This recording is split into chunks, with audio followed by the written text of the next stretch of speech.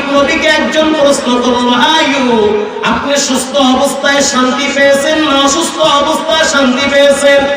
আইয়ুব নবী বলল, যখন আমি অসুস্থ ছিলাম তখনই মনে হয় ভালো ছিলাম। আল্লাহু আকবার। কেন আপনি তখন ভালো ছিলেন? আইয়ুব নবী বলেন, এই জন্য তখন ভালো ছিলাম, আল্লাহ পাক প্রতিদিন আমাকে দুইবার জিজ্ঞাসা করতো, আইয়ুব তুমি কেমন আছো? আল্লাহ পাক ৭০,০০০ নূরের পর্দা ভেদ করিয়া আরশে আজিম থেকে জিজ্ঞাসা করতো, আইয়ুব তুমি কেমন আছো? এই কথাটা শুনলে আমার কাছে এত মজা লাগতো, দেহের কষ্টগুলা ভুলে যেতাম। এখন সুস্থ হয়ে গেছি, এখন তো আমারে আর আল্লাহ জিজ্ঞাসা করে না। এজন্য মুসলমান নবীর উম্মত, খবরদার ধৈর্য হারানো যাবে না, অধৈর্য হইয়েন না। ধৈর্যের সর্বোচ্চ পরিচয় হলো বান্দা গুনাহ থেকে নিজেকে বাঁচায় রাখবে। আমাদের ময়দানে মাটি মানুষের পক্ষে সাক্ষী দিবে।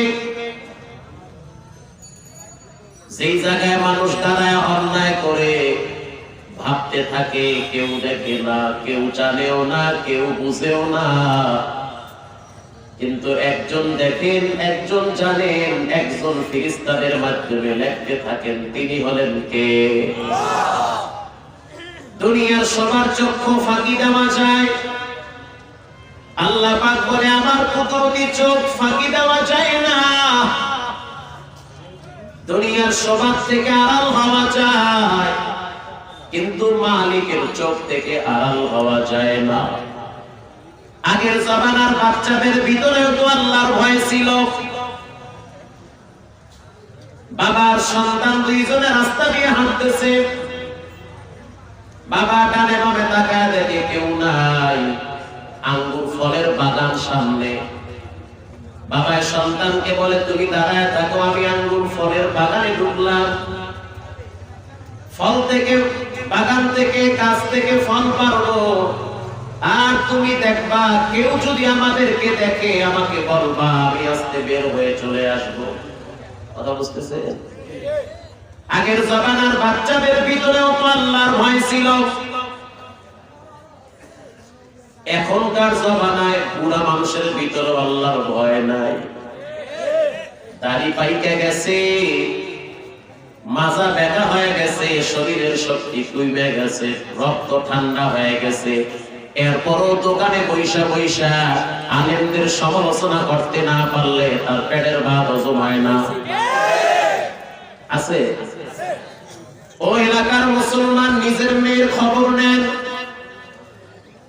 চুনারুঘাট মাদ্রাসার সম্মানিত প্রিন্সিপাল সাহেব, আসাবেজায় কেরাম যারা আছে, এরা যদি কোনো অন্যায় করে হাসরের ময়দানে আল্লাহ আপনাকে প্রশ্ন করবে না, কেন করলো? করবে।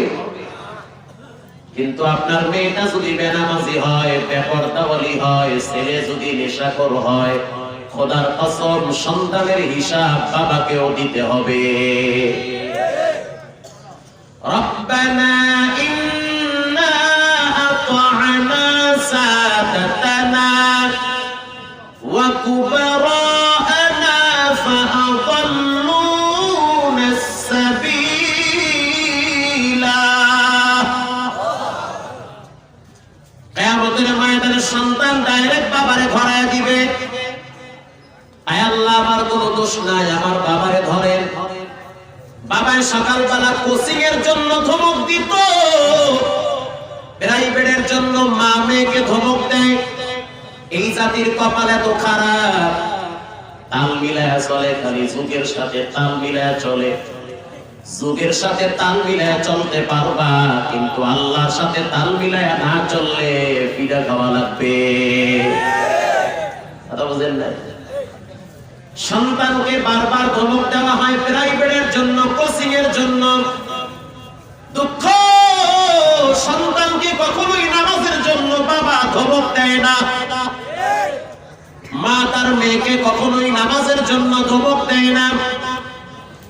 যেই পরিমাণ ধমক, যেই পরিমাণ বকা, যেই পরিমাণ আদর, যেই পরিমাণ ভালোবাসা মা বাবা সন্তানকে দুনিয়ার শিক্ষার জন্য বারবার চার্জ করে, বারবার হিট করে, এর অর্ধেক যদি নামাজের জন্য দিত, এদেশে দেশের ভিতরে কোন সন্তান তার মা বাবারে বৃদ্ধাশ্রমের মেহমান বানাইতো না। এজন্য আল্লাহ তাআলা বলেন ওয়াসবির ওয়া মা সাবরুকা ইল্লা বিল্লাহ।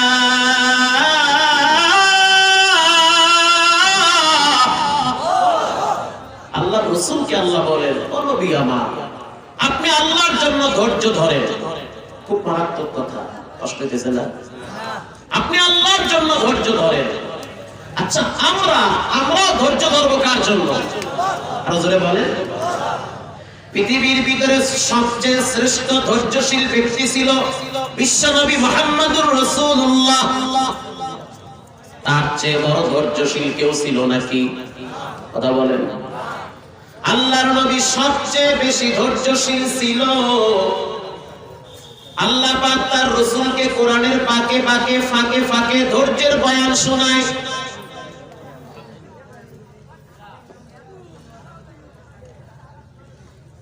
আল্লাহর হাবিবকে মক্কার বেঈমানেরা কত রকম যে গালি দেয়, আল্লাহ পাক তার নবীকে খালি শুধু ধৈর্যের বয়ান শোনায়। ও নবী আমার, আপনাকে বেঈমানরা গালি দিবে কিন্তু আপনি কিছু বলিয়েন না, ধৈর্য ধরেন, ধৈর্য ধরেন। কথা বুঝতেছেন তো? ধৈর্য ধরেন। ধৈর্যের পরে কি আছে এই কথাটা উলামায়ে কেরাম আগেই বলেছে। এই ধৈর্যের সবকটা আজকে উলামায়ে কেরাম নিচ্ছে। কথা বলেন না কেন? আজকে দুনিয়াতে নবী নাই, ওয়ারাসাতুল আম্বিয়া উলামায়ে কেরাম এই জমিনে আছে। কত বকা শুনে আলেম ওলামারা, কত গালি শুনে, শুধুমাত্র আল্লাহর দিকে তাকাইয়া ধৈর্য ধারণ করে। আল্লামা জুনায়েদ বাবুনগরী, তাকে কত রকম গালি দেওয়া হয়েছে, শুধুমাত্র আল্লাহর দিকে তাকাইয়া ধৈর্য ধারণ করেছে। আল্লামা আহমদ শফী রাহমাতুল্লাহি আলাইহি কত গালি দেওয়া হয়েছে, এরপরও ধৈর্য ধারণ করেছে। এখনো আল্লামা মামুনুল হক, মুফতি ফয়জুল করিম, এরাও ধৈর্যের পানি শরীরে ঢালতেছে। এজন্য আল্লাহ পাক এদের মর্যাদা মানুষের দিলের ভিতরে আগের চেয়ে দ্বিগুণ বাড়িয়ে দিয়েছে। একসময় অনেকে চিনত না মামুনুল হককে, এখন নাস্তিকরাও চিনে মামুনুল হক। নাস্তিক বেঈমানদের জন্য একটা আতঙ্ক। একসময় অনেকেই চিনত না মুফতি ফয়জুল করিমকে, এখন তো অনেকেই চিনছে। বাংলার জমিন নিয়ে সিনেমিনি খেলা হলে কোন ইঞ্চি মাটি নিয়ে যদি নাস্তিক বেঈমান ভিনদেশীরা টান দেয়, মামুনুল হক, ফয়জুল করিম তাদের নেতৃত্বে আবার প্রয়োজনে বাংলাদেশে আরেকবার যুদ্ধ হবে। নাস্তিক মুরতাদ বেঈমানদের পতনের ঘণ্টায় বাড়ি পড়ে যাবে। এটা আমাদের জন্য গর্ব। আমার দাদা তো মুক্তিযোদ্ধা, আল্লাহু আকবার। এদেশের জন্য আমার দাদার রক্ত আছে, উলামায়ে কেরামের রক্ত আছে। বিশ্বাস করে উলামায়ে কেরাম কারো দুশমন না, উলামায়ে কেরাম হলো মানুষের বন্ধু। করোনার সময় শত শত লাশ পড়েছিল, সন্তান বাবার থেকে পলায়ন করেছে, মা ঘরের দরওয়াজায় তালা লাগাইছে। তালা লাগাবার পর আলেমকে টেলিফোন দিয়ে বলে লাশ পড়ে আছে, তাড়াতাড়ি গোসল করান, দাফন দেন। তখন তো তোমাদের মতো জনদরদীদেরকে খুঁজে পাওয়া যায় নাই। যাদেরকে গালি দাও টুপিওয়ালা মোল্লা, মোল্লা তন্ত্র, আল্লাহর কসম এই উলামায়ে কেরামি তখন মানবতার সেবায় সবার প্রথম এগিয়ে এসেছে।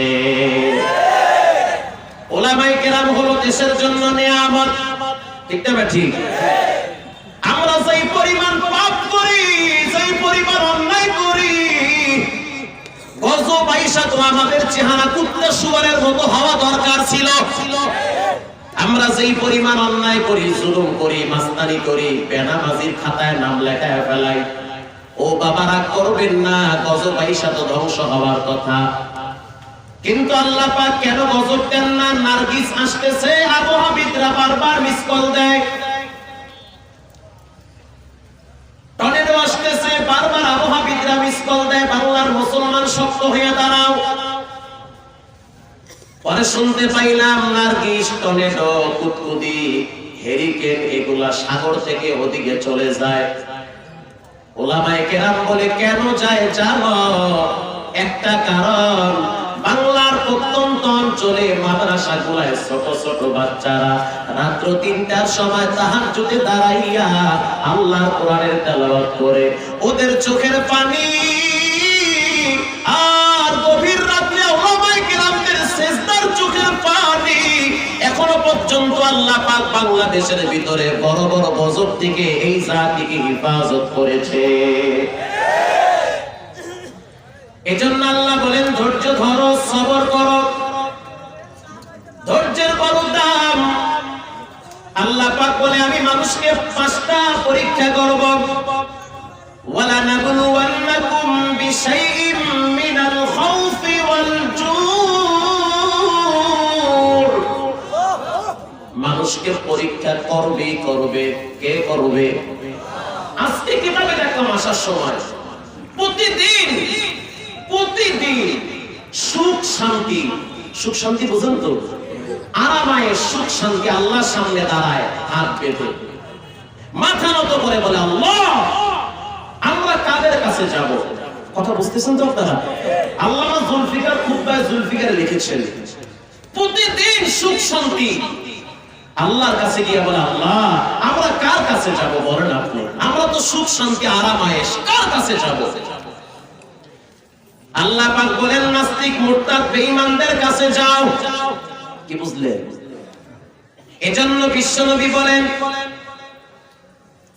দুনিয়াটা হলো মুমিনদের জন্য জিলখানা আর মুনাফিক বেঈমানদের জন্য হলো বালাখানা। মুমিনরা চাইলে যা তা করতে পারবে না, কারণ মুমিনদের গলায় আল্লাহর ভয়ের মালা লাগানো আছে, আল্লাহর ভয়ের দড়ি লাগানো আছে। মুমিন যখন অন্যায় করবে তখনই বলে কেউ দেখে না, কে দেখে? মুমিন সুদ খাইতে পারে না, ঘুষ খাইতে পারে না, মানুষের উপরে আঘাত করতে পারে না, জুলুম করতে পারে না, মা বাবার সাথে বেয়াদবি করতে পারে না, ওস্তাদের সাথে বেয়াদবি করতে পারে না। যখনই করতে যায় তখনই আল্লাহর ভয়ের দড়ি ধইরা আল্লাহ পাক টান মারে, সাবধান, দুনিয়া আরামায়েশ আর শান্তির জায়গা না, দুনিয়া হলো মুমিনদের জন্য জেলখানা। এজন্য ধৈর্য ধারণ করেন, সুখ শান্তি গিয়ে বলে আল্লাহ কাদের কাছে যাব? আল্লাহ পাক বলে দুনিয়াদারদের কাছে যাও। একটু পরে দুঃখ কষ্ট দুর্দশা এসে আল্লাহর সামনে হাজির, আয় রব আমরা কার কাছে যাব? আল্লাহ পাক বলে আমার গরিব মুসলমানদের, গরিব বান্দাদের কাছে যাও। এজন্য নবী বলেন হাসরের ময়দানে বড় লোকের 500 বছর আগে গরিব জান্নাতে চলে যাবে। ও গরিব, ও রিকশাওয়ালা, ও দোকানওয়ালা সাবধান, আল্লাহর নবীর সুসংবাদ, দুনিয়া কিছুই না, কিচ্ছু না, অল্প কয়েকটা দিনের দুনিয়া। কোন মতে যদি আল্লাহর হুকুমটা পালন কইরা কবরের বিছানায় পিঠটা লাগাইতে পারো, নবী আমার সুসংবাদ জানায় দেয় কবরে যাইতে দেরি, জান্নাতের সাথে দরওয়াজা হইতে দেরি হবে না। রঙ্গে তাকওয়া, রঙ্গে সিদ্দিক, রঙ্গে দিন, তা'বুদু বাঈবু আকবার আবেদিন। আল্লাহ পাক বলে আমি মুমিনদেরকে ভয় দিয়ে পরীক্ষা করব। প্রথম হলো ভয়, মিনাল খাউফ, মুমিনদেরকে আমি ভয় দিব। ওয়াল জু, আমি ক্ষুধা দিব। অনেক মানুষ আছে প্রচন্ড ক্ষুধায় নিজে কাতর, ফ্যামিলিও কাতর, বড় কষ্টে জীবন কাটায়, এরপরও গ্রামীণ ব্যাংকের খাতায় নাম লেখায় না, কিস্তিতে নাম নিয়ে সুদের খাতায় নিজেকে জড়ায় না। আছে না নাই? আল্লাহ পাক বলে আমি মানুষকে ক্ষুধা দিয়ে পরীক্ষা করব।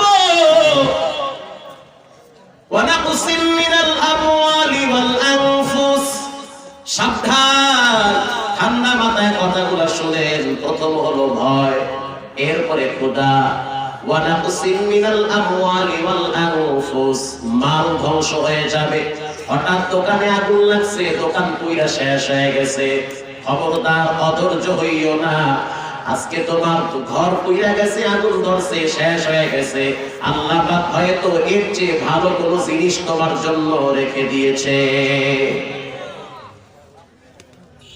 এরপরে নিজের জীবনের উপরে ঝুঁকি। কোরআনের কথা বলতে গেলে, কোরআনের পক্ষে থাকতে গেলে অনেক সময় হুমকি ধামকি আছে না নাই? আরো জোরে বলেন। আল্লাহ পাক বলেন, খবরদার ওয়াল আনফুসি ওয়াস সামারাত, তোমার জীবন ধ্বংস হয়ে যাবে, তোমার গাছের ফল এগুলোও ধ্বংস হয়ে যাবে। আল্লাহ পাক বলেন, এই 5টা পরীক্ষায় যদি পাস করতে চাও তাহলে একটা পুঁজি লাগবে। কি সেই পুঁজি? আল্লাহ পাক বলেন, ওয়াবাশশিরিস সাবিরিন,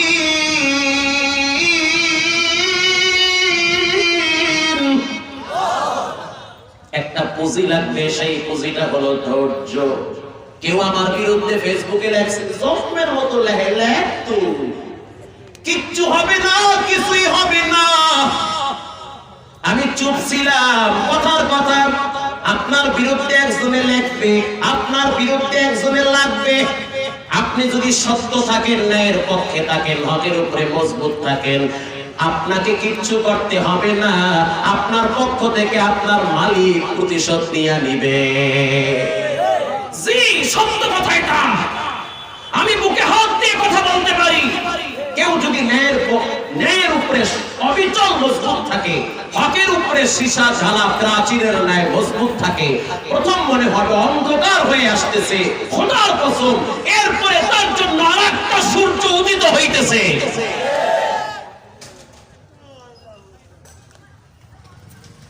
ইমামে আযম আবু হানিফা রাহমাতুল্লাহি আলাইহি, তার মায়ের বয়স 90 বছর, বাবায় মারা গেছে। 90 বছর বয়স ইমামে আযম আবু হানিফার মা, বয়স্কা বৃদ্ধা মহিলা, এলাকার একজন দুশমন ছিল, সুযোগ পাইলেই শুধু ইমামে আযম আবু হানিফাকে কষ্ট দেয়। কষ্ট হইতেছে না? হইতেছে, বুঝিতে হবে, কি করবো, আর কোনো কিছু করার নাই। ইমামে আযম আবু হানিফা তিনিও জানে যে এই লোকটা আমারে ফাঁকে ফাঁকে কিছু মেডিসিন দেয়, কথা বুঝতেছেন তো? তিনিও জানে, কিন্তু তিনি হাসি মুখে কথা বলে, কেমন আছেন, আলহামদুলিল্লাহ, খুব ধৈর্য। যখনই শুনলো ইমামে আযম আবু হানিফার বাবা মারা গেছে, তখন ওই দুশমন বন্ধু বেশে কিছু দুশমন চাটুকার দালাল আছে না নাই? আছে। আয়েশা বলতেছে, ও ইমামে আযম আবু হানিফা, আপনার আব্বা তো মারা গেছে, তাই না? বলে হ্যাঁ। তাহলে আপনার মা তো বিধবা? বলে হ্যাঁ। তাহলে নবীজির হাদিস আছে না, তোমরা বিধবাদেরকে বিবাহ দিয়ে দাও, আছে না? বিধবাদেরকে তোমরা বিবাহ শাদীর ব্যবস্থা করে দাও। তার মানে হলো, আপনার যেহেতু বাবা নাই, আপনার মা বিধবা, অতএব আমি আপনার মাকে বিবাহ করতে চাই। চিন্তা করছে, এই কথা যদি আপনারে কইতো, আপনি কি করতেন? আরাফু মারা সুদাত একশো, এ পা আমারে তাড়াতাড়ি করে দিতেন, ঠিক না ঠিক?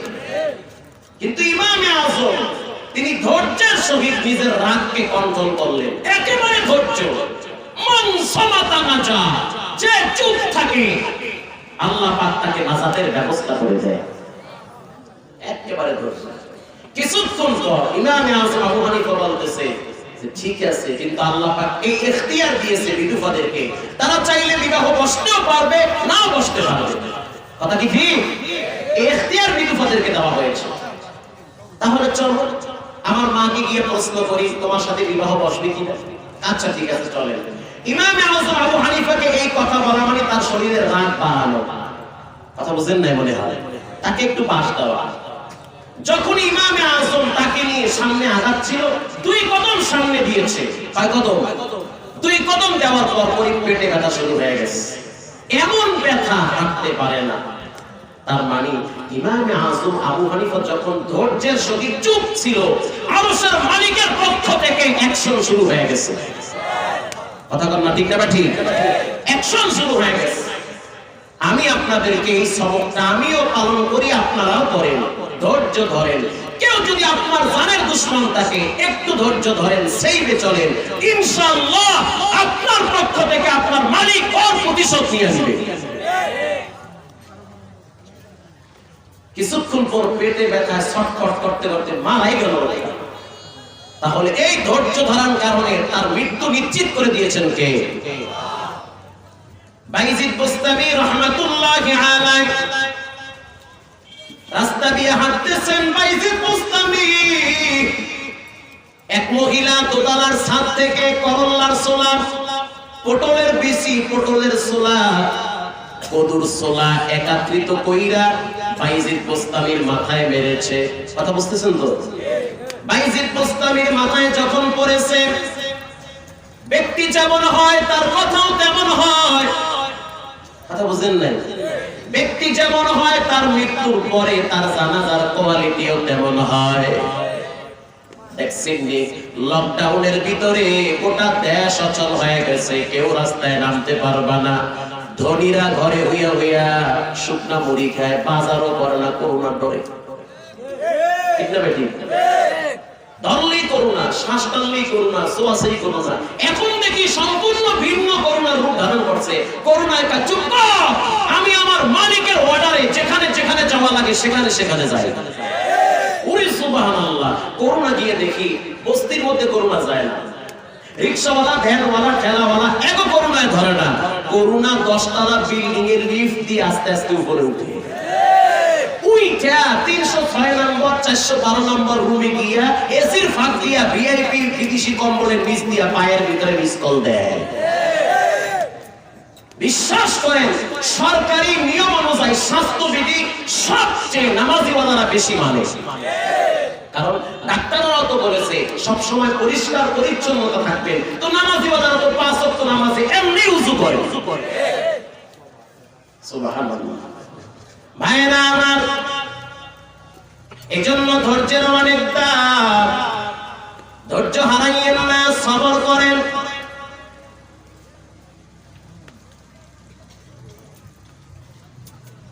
কষ্ট দিয়েছে আপনাদের?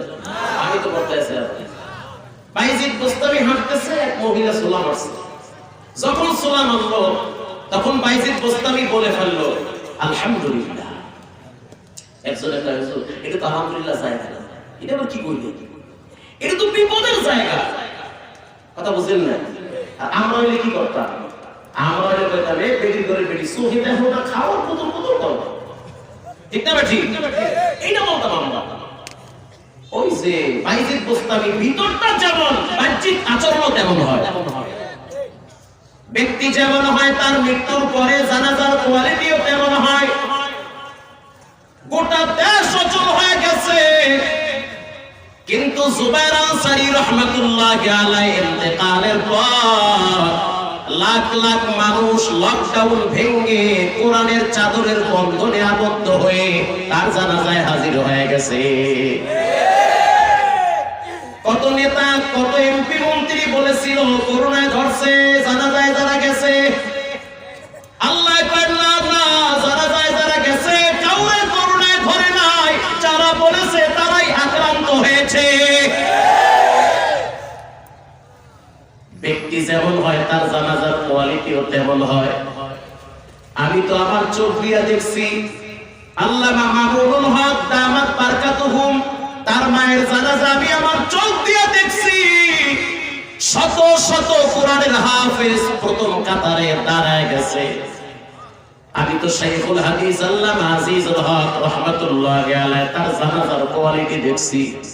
রাগ করিয়েন না রে বাবা, দুনিয়া কিচ্ছু না, কিছুই না। আল্লাহর সাথে যাদের সম্পর্ক ভালো, এই জমিনের ভালো মানুষগুলো তাদের জন্য দিল খুলে দোয়া করতে থাকে। শাইখুল হাদিস আল্লামা আজিজুল হক রাহমাতুল্লাহি আলাইহি তার জানাজার দৃশ্য আমি দেখছি। লাখ লাখ কোরআনের প্রেমিক, কোরআনের হাফেজ, উলামায়ে কেরাম, নামাজিওয়ালা, তাহাজ্জুদ পড়নেওয়ালা তার জানাজায় দাঁড়ায় গেছে। আপনাদের এই এলাকার কৃতি সন্তান কুতুবুল আলম হবিগঞ্জের মুহাদ্দিস সাহেব হুজুর রাহমাতুল্লাহি আলাইহি যেদিন তার জানাজা হইছে, ওই দিন তো আমি আপনাদের পাশে এক এলাকায় বয়ানে ছিলাম। ফজরের নামাজের আগে আগে এক দোকানে চা খাইতে ঢুকলাম। চার দোকানদার দেখতেছি খুব দ্রুত চা বানায়। ও চাওয়ালা ভাই, এত ব্যস্ত কেন? জবাব দিতেছে আল্লাহর ওলির জানাজায় আমি হাজির হব। হাজার হাজার মানুষের কলিজার ভিতরে মুহাদ্দিস সাহেব হুজুরের মহব্বত ঢুকায় দিয়েছেন কে? এজন্য যুবক, তুমি যেই দল করো তোমার পায়ে হাত, তোমার ধর্ম কিন্তু ইসলাম। মরার পরে নবীর সুপারিশ লাগবে। কবরে যাওয়ার পর তিনটা প্রশ্ন করা হবে। রবের পরিচয় দাও, ধর্মের পরিচয় দাও, রাহমাতুল লিল আলামিনের পরিচয় দাও। ওই দিন ওই কবরে কারো পরিচয় চলবে না। ঈমান যত ভালো হবে, আমল যত ভালো হবে, কবরের মুসিবত তত দূর হয়ে যাবে। আমি তো মুফতি আমিনী রাহমাতুল্লাহি আলাইহির জানাজা দেখছি। লাখ লাখ তালিবুল ইলম, কোরআন পড়নেওয়ালা ছাত্ররা চোখের পানি ছেড়ে তাকে শেষ বিদায় দিয়েছে। আল্লাহু আকবার। আল্লামা আনোয়ার শাহ রাহমাতুল্লাহি আলাইহি কিশোরগঞ্জের সন্তান। এখনো কিশোরগঞ্জ গেলে খালি খালি লাগতেছে। তার যারা যায় লাখ লাখ কোরআনের প্রেমিকরা দাঁড়ায় গেছে শুধুমাত্র কোরআনের মহব্বতে। এজন্য মাটির উপরে মানুষ যেমন ব্যবহার করবে, মাটির নিচে মানুষ তেমন ব্যবহার পাবে। মাটির উপরে তুমি যেমন হইবা, ও যুবক, মাটির নিচে তুমি ফেরেশতাদের মাধ্যমে তেমন ব্যবহার পাবা। এই যে আপনাদের জুনারুঘাটের জনদরদি, জনপ্রতিনিধি যারা আছে, ধন্যবাদ তাদেরকে। এরকম একটা সুন্দর আয়োজন করার জন্য তাদের দিল মন থেকে তারা চেয়েছিল। ধন্যবাদ জানাই, দোয়াও করি আল্লাহ পাক এই নেতাদেরকে মৃত্যুর আগ পর্যন্ত দ্বীনের রাস্তায় মজবুত থাকার তৌফিক দান করুক, বলেন আমিন। ধৈর্যের বড় দাম, ধৈর্যের অনেক দাম। যে ব্যক্তি ধৈর্য ধারণ করে আল্লাহ পাক বলে আমি তার বন্ধু হয়ে যাই। বাইজিদ বুস্তামি যখন বলল আলহামদুলিল্লাহ, একজনে বলল হুজুর আলহামদুলিল্লাহ জায়গা না, কেন বললেন? বাইজিদ বুস্তামি তখন জবাব দেয়, দাওরে হাবায়াত কে তায়েকে মরতে সাহেবে দিল শাওয়াব, বায়াজিদ আন্দার খোরা সায়া সহেলান দরিয়ামান, বায়াজিদ আন্দার খোরা সায়া সহেলান দরিয়ামান। বাইজিদ বুস্তামি রাহমাতুল্লাহি আলাইহি বলেন, আমার মাথায় তো তরকারির চুলা পড়েছে, মাথা তো আমার নষ্ট হয় নাই, আমার মাথাও তো ফাটে নাই, আমার মাথায় তো ইট ভাঙ্গাও পড়তে পারতো। ওরে সুবহানাল্লাহ, কথার লক্ষ্য, আমার মাথায় তরকারি ছোঁয়া করছে, আমি দেখতেছি মাথা নষ্ট হয়ে যায় নাই, আমার মাথা ফাটে নাই, রক্ত বের হয় নাই। তরকারির ছোলার বদলে দেওয়ালটা ভাঙ্গাও তো আমি ভর্তা হইতে পারতাম। বড় বিপদ থেকে আল্লাহ আমাকে বাঁচিয়ে দিয়েছে, এজন্য আমি আল্লাহর প্রশংসা করেছি। শুধু তাই না, আমি ধৈর্য ধারণ করেছি। ধৈর্য ধারণ করার কারণে কি লাভ হয়েছে? বলে আমার মালিক আমার বন্ধু হয়ে গেছে। ওরে সুবহানাল্লাহ। ইব্রাহিম বিন আদহাম, বলকের বাদশা, ছদ্মবেশে তিনি মানুষদেরকে দেখার জন্য বের হয়েছে। তো তিনি রাস্তায় চলার সময় কালা একটা চাদর পেঁচায় ঘুরতেছে। জনগণের কি অবস্থা? ঘুরতে ঘুরতে গিয়ে দেখতেছে যে কেউ খেয়ে আছে, কেউ না খেয়ে আছে। তিনি দোকান থেকে কিছু খাবার কিনে এক পথিককে খাওয়ায় দিচ্ছে। তখন এক পুলিশ দাঁড়ায় বলতে আছে, আপনি এই রং কাজটা কেন করলেন? আপনি যে খাওয়াবেন আমাকে কেন বলেন না? তখন ইব্রাহিম বিন আদহাম তিনি বলতেছে, ঠিক আছে, এটা আমার ভুল হয়েছে, মাফ করে দেন। পুলিশ মাফ করার কথা তো মাথায় নেই নাই, বরং লাঠি দিয়ে আঘাত করছে বলকের বাদশা ইব্রাহিম বিন আদহামের মাথায়। একজন দূর থেকে দেখেই চিনে ফেলাইছে, ওরে আল্লাহ, তুই কারে মারলি? এ তো বলকের বাদশা ইব্রাহিম বিন আদহাম, চার রাষ্ট্রের তুমি একজন সাধারণ কর্মচারী, কেন মারলা তোমার? পুলিশ তখন হাতে ধরে হুজুর ব্যর্থ হয়েছে, মাফ করে দেন। ইব্রাহিম বিন আদহাম হেসে দিয়ে বলতে আছে, আমি তোমাকে মাফ করে দিয়েছি। সুবহানাল্লাহ, আমি তোমাকে মাফ করে দিয়েছি। রক্ত বায়া বায়া করতে আছে, কালা চাদর দিয়ে রক্তগুলো মুছতেছে। একজন বলতে আছে, হুজুর আপনি এত সহজে মাফ করে দিলেন, আপনার সাধারণ একজন কর্মচারী পুলিশ, সে আপনাকে মারলো, প্রেসিডেন্টের মাথায় আঘাত করলো, আপনি মাফ করে দিলেন? বলু, আমাকে মারার কারণে আমার তিনটা উপকার হয়েছে, তিনটা মর্যাদা আল্লাহ বাড়িয়ে দিয়েছে। কি মর্যাদা? বলে প্রথম মর্যাদা হলো ও যখন আমার মাথায় আঘাত করেছে তখন আমি ধৈর্য ধরেছি। ও জালেম হয়ে গেছে, আমি মাজলুম হয়েছি, আর মাজলুমের দোয়া বিনা পর্দায় কবুল হয়। তার মানে ও আমাকে যখন আঘাত করছে আমি মাজলুম, ও জালেম, আর মাজলুমের দোয়া পর্দা ছাড়া কবুল করেন কে? আল্লাহ তাআলা। এখন আমি যেই দোয়া করি সেই দোয়া আল্লাহ কবুল করে ফেলবে। দুই নম্বরের মর্যাদা হলো আমি ধৈর্য ধারণ করেছি।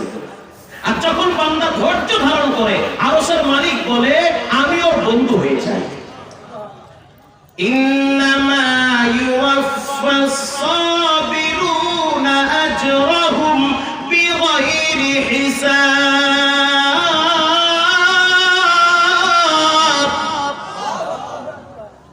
যারা ধৈর্য ধারণ করে তারা আল্লাহর বন্ধু। আল্লাহ বলে আমি তাদের সঙ্গী হয়ে যাই। আমি ছোট্ট একটা ঘটনা বলে আপনাদের কাছ থেকে বিদায় নিব। আল্লাহর একজন প্রিয় পয়গম্বর যার নাম হলো আইয়ুব। আইয়ুব আলাইহিস সালাতু ওয়াস সালাম অনেক সম্পদের মালিক।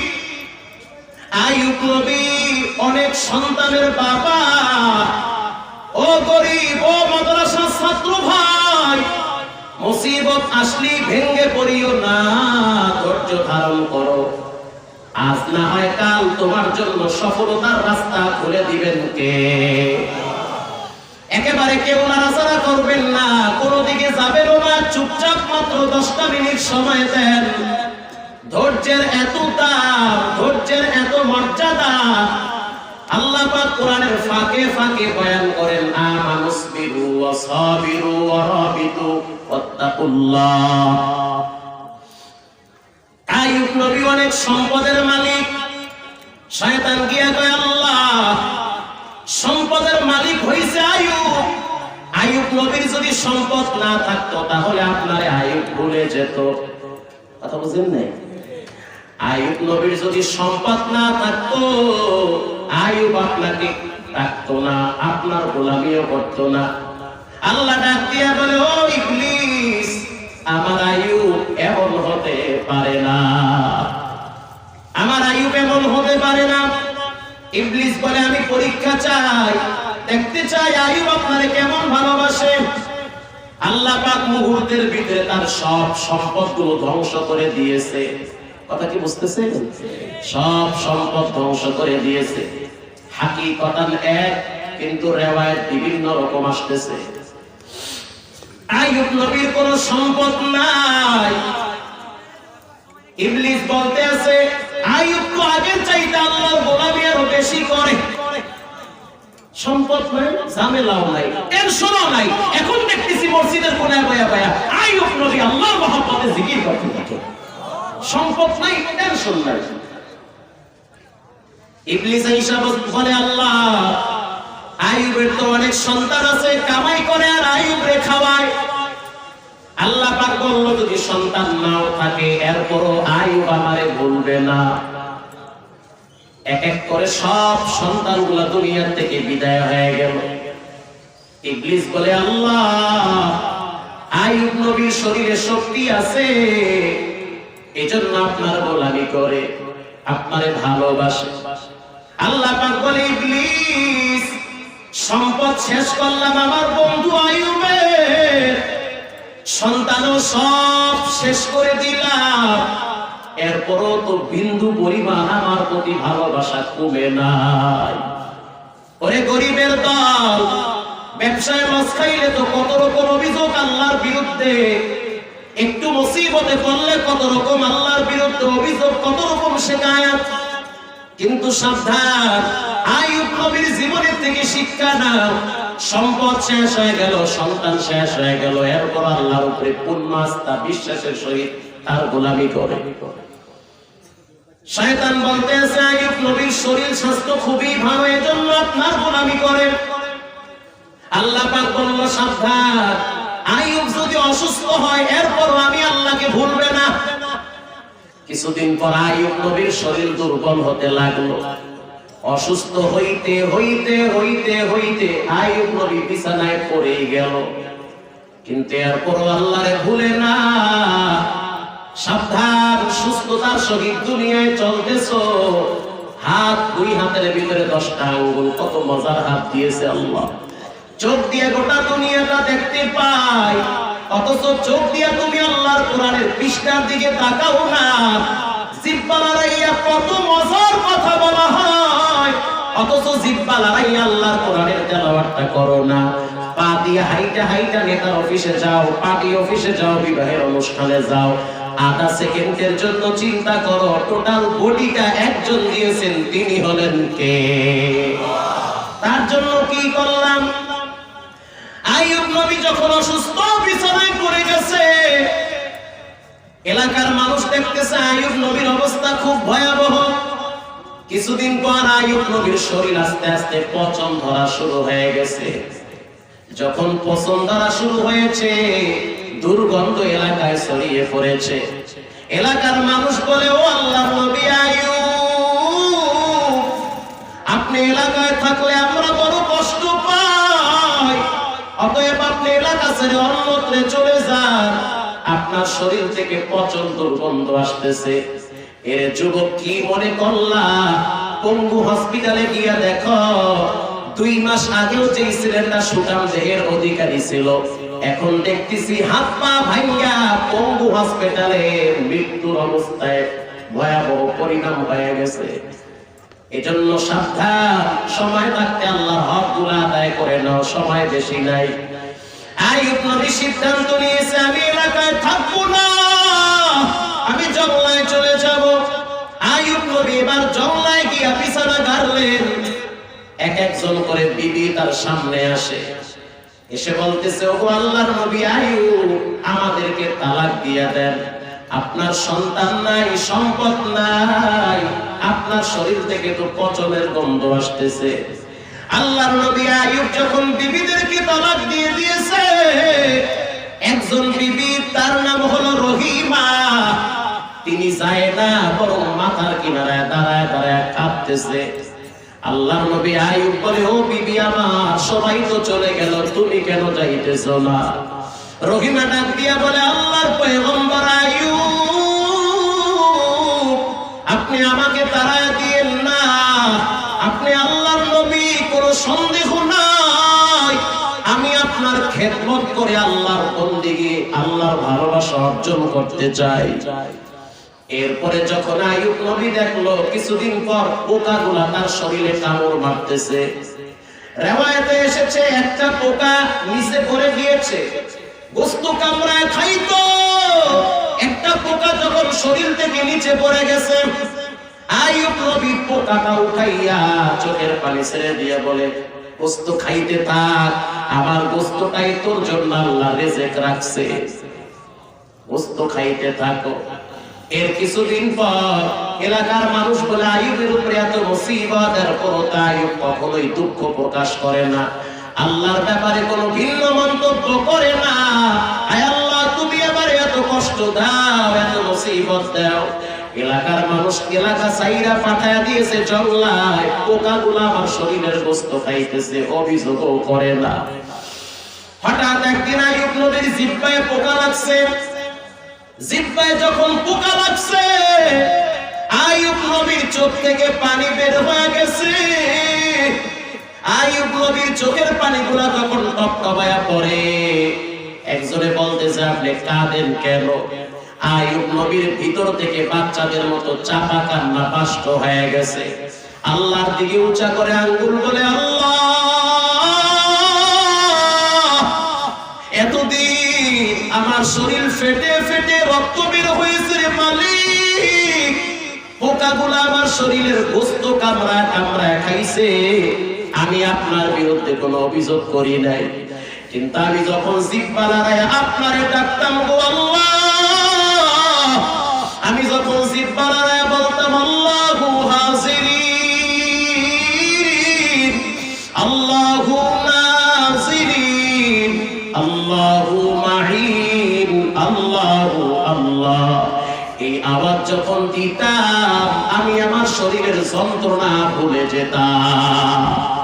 আজকে আমার জিহ্বায় পোকা লাগছে রে আল্লাহ, এখন আপনার নাম আমি জপতে পারি না, জিহ্বায় তো পোকা। আইয়ুব নবী ছোট্টটি বাচ্চাদের মতো চোখের পানি ছেড়ে দিলে ইবলিস বলতেছে উপায় নাই। এখন তো দেখতেছি আইয়ুব আগের চেয়ে আল্লাহরে বেশি ডাকতেছে। বর্ণনায় এসেছে 18 বছর পর্যন্ত আইয়ুব নবী বিছানায় পড়েছিল, অসুস্থ অবস্থায় ধৈর্য ধারণ করেছে, সবর করেছে। আল্লাহ পাক আইয়ুব নবীর ব্যাপারে কোরআনে বলেন, ইন্না ওয়াজাদনাহু সাবিরা নি'মাল আবদু ইন্নাহু আওয়াব। আমার ধৈর্যশীল বান্দা আইয়ুব কতই না উত্তম, নি'মাল আবদু কতই না ভালো, কতই না উত্তম। ইন্না ওয়াজাদনাহু সাবিরা নি'মাল আবদু ইন্নাহু আওয়াব। আমার আইয়ুব আমার কাছে প্রত্যাবর্তন করবে। আল্লাহ তাআলা 18 বছর পর আবার তাকে সুস্থ করে দিয়েছে। ও মুসলমান নবীর উম্মত, আইয়ুব নবীকে একজন প্রশ্ন করলো, আইয়ুব আপনি সুস্থ অবস্থায় শান্তি পেয়েছেন না অসুস্থ অবস্থায় শান্তি পেয়েছেন? আইয়ুব নবী বলল, যখন আমি অসুস্থ ছিলাম তখনই মনে হয় ভালো ছিলাম। আল্লাহু আকবার। কেন আপনি তখন ভালো ছিলেন? আইয়ুব নবী বলেন, এই জন্য তখন ভালো ছিলাম, আল্লাহ পাক প্রতিদিন আমাকে 2 বার জিজ্ঞাসা করত, আইয়ুব তুমি কেমন আছো? আল্লাহ পাক 70,000 নূরের পর্দা ভেদ করিয়া আরশে আজিম থেকে জিজ্ঞাসা করত, আইয়ুব তুমি কেমন আছো? এই কথাটা শুনলে আমার কাছে এত মজা লাগতো, দেহের কষ্টগুলা ভুলে যেতাম। এখন সুস্থ হয়ে গেছি, এখন তো আমারে আর আল্লাহ জিজ্ঞাসা করে না। এজন্য মুসলমান নবীর উম্মত, খবরদার ধৈর্য হারানো যাবে না, অধৈর্য হইয়েন না। ধৈর্যের সর্বোচ্চ পরিচয় হলো বান্দা গুনাহ থেকে নিজেকে বাঁচায় রাখবে। গুনাহ সামনে আসবে, চতুর্মুখে গুনার বেড়াজাল আবদ্ধ। এই কঠিন গুনার পরিস্থিতির মধ্য দিয়ে বান্দা নিজেকে ধৈর্যের সহিত কন্ট্রোল করবে। বেগানা নারী ডানে বামে আসবে, সুদ ঘুষ ডানে বামে ঘুরতে থাকবে, এরপরও ধৈর্য ধারণ করতে হবে। আল্লাহ পাক বলেন, ওয়াবাশশিরিস সাবিরিন, যে ব্যক্তি ধৈর্য ধারণ করে আল্লাহ বলেন তার জন্য সুসংবাদ। আল্লাহ কোরআনের ভিন্ন এক জায়গায় বলেন, ও মুসলমান নবীর উম্মত, বিগাইরি হিসাব, যে ব্যক্তি ধৈর্য ধারণ করে আল্লাহ পাক তাকে হিসাব ছাড়াই ফলাফল দান করে। আজ থেকে ওয়াদা করে নেন, অধৈর্য হইয়া কখনো নামাজ ছাড়বেন না। 5 ওয়াক্ত নামাজ পড়বেন, মা বাবার খেদমত করবেন, আলেমদের সাথে সম্পর্ক রাখবেন, মুনাফিকি নয়, 2 নম্বরই নয়। আজ থেকে পাক্কা ওয়াদা করেন, আল্লাহর বিধান, আমানুস্তাঈনু বিস-সাবরি ওয়াস-সালাহ, ধৈর্যের সহিত নামাজ পড়ো, ধৈর্য ধারণ করো, আল্লাহ পাক তোমাকে ফলাফল দান করবে। নিয়ত যদি সহি হয়, আজ থেকে পাক্কা নিয়ত করে নেন, মৃত্যুর আগ পর্যন্ত নামাজ পড়ব, ওলামায়ে কেরামের সাথে বেয়াদবি করব না, মা বাবার সাথে বেয়াদবি করব না, সমাজের মানুষদের সাথে মিথ্যা কথা আর চগলখড়ি করব না। দিলটা যদি ভালো হয়, তওবার নিয়তে 2 হাত আল্লাহকে দেখায়া দাও। নারায়ে তাকবীর। আয় আল্লাহ, আপনি হাতগুলো জীবনে একবার বাইতুল্লাহর কারুকিলাবের সাথে লাগার তৌফিক দেন। আয় আল্লাহ, রাসূলের রওজার সামনে দাঁড়ায় সালাম দেওয়ার তৌফিক দেন, বলেন আমিন। আমাল সে বনতি है जन्नत भी जहन्नम, ए खाके फितरत में न नारी है न नूरी, ए खाके फितरत में न नारी है न नूरी। এতক্ষণ বয়ানে কি বুঝলেন? ধৈর্য লাগবে কি লাগবে না? টাকা পয়সা উঠে না, নাই তো আর, মাশাআল্লাহ। ইনশাআল্লাহ এই মাহফিল থেকে আমরা এই গভীর রাত 12:30টার সময় পাক্কা ওয়াদা করলাম, আয় আল্লাহ, যত মুসিবত, যত বিপদ, যত বিপদের স্টিম রোলার আমাদের উপর চাপুক না কেন, আমরা মৃত্যু পর্যন্ত ধৈর্য ধরেই যাব ইনশাআল্লাহ। আল্লাহ আমাদেরকে কবুল করুন, আমিন। ধরেছো তুমি এই পৃথিবী জাহান, কষ্ট হইতেছে না? তুমি অসীম, তুমি মহান, তুমি পৃথিবীর পালনকারী, তুমি পৃথিবীর পালনকারী, তুমি প্রভু বিশ্বজনী। আমি তোমাকে খুঁজি, আমি তোমাকে দেখি, আমি তোমার প্রেমের কবিতা লেখি। খারাপ লাগতেছে? ধরেছো তুমি এই পৃথিবী জাহান, তুমি অসীম, তুমি মহান, তুমি পৃথিবীর পালনকারী, তুমি প্রভু তোমাকে খুঁজি, আমি তোমাকে দেখি, আমি তোমার প্রেমের কবিতা লেখি। এই পৃথিবীর পাড়ায় পাড়ায়, দূর আকাশের তারায় তারায়, এই পৃথিবীর পাড়ায় পাড়ায়, দূর আকাশের তারায় তারায়, আখি দুটি মোর যায় হারিয়ে, হৃদয়ে ছড়ায় তার অনুভূতি। আমি তোমাকে খুঁজি, আমি তোমাকে দেখি, আমি তোমার প্রেমের কবিতা লেখি। গড়েছ তুমি এই